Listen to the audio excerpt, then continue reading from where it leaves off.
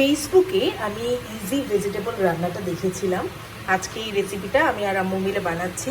এখানে হচ্ছে পেঁপে আর গাজর আম্মু কেটে রেখেছেন, এখানে মরিচ দেখতে পাচ্ছেন, আর এখানে হচ্ছে পানি গরম করা হচ্ছে, এখানে পেঁপে আর গাজরটা সিদ্ধ করা হবে। পানি ফুটন্ত হওয়ার পরে যখন একটু বলক আসলো তখন আমি সবজিগুলো পানিতে দিয়ে দিয়েছি। এখন আমি 5 থেকে 6 মিনিট এটা সিদ্ধ করব। পূর্বাচল থেকে আজকে আম্মু আব্বু অনেক কিছু নিয়ে এসেছেন। কচু শাক নিয়ে এসেছিলেন, এখানে আম্মু অনেক সুন্দর করে কচু শাকগুলো রান্না করেছেন। আর এখানে কি সুন্দর সুন্দর দুইটা লাউ, আর এখানে আমার প্রিয় আরেকটা শাক, এটা পুঁই শাক কুটে আম্মু রেখে দিয়েছেন, আমার কাছে খুবই ভালো লেগেছে। আর এখানে দেখতে পাচ্ছেন কাঁকরোল, একদম ফ্রেশ ফ্রেশ কাঁকরোল। এছাড়া অনেক বোতল দুধও নিয়ে এসেছেন আম্মু আব্বু।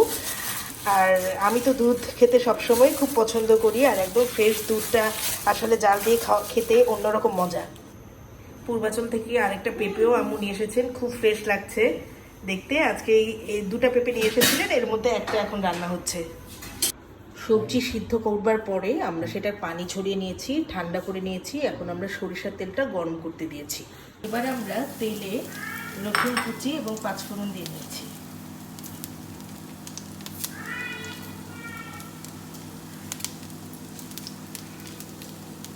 এবার এটা কিছুক্ষণ আমরা নেড়ে চেড়ে নেব।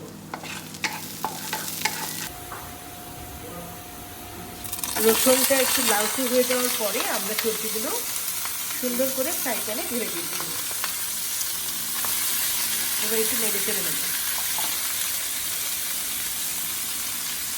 পেঁয়াজ দিয়ে নিচ্ছি।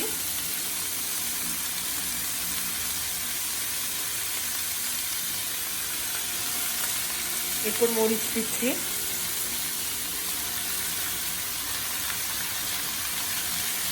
এখন আমরা আস্তে আস্তে একটু নেড়ে চেড়ে উপর নিচ করে দিচ্ছি তরকারিগুলো।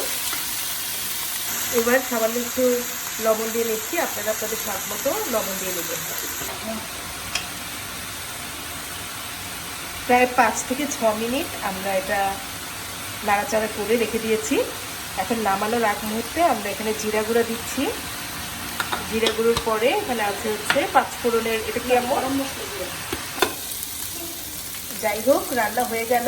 এখন এটা আপনারা চাইলে ভাত, ফ্রাইড রাইস অথবা রুটি দিয়ে খেতে পারেন। ধন্যবাদ।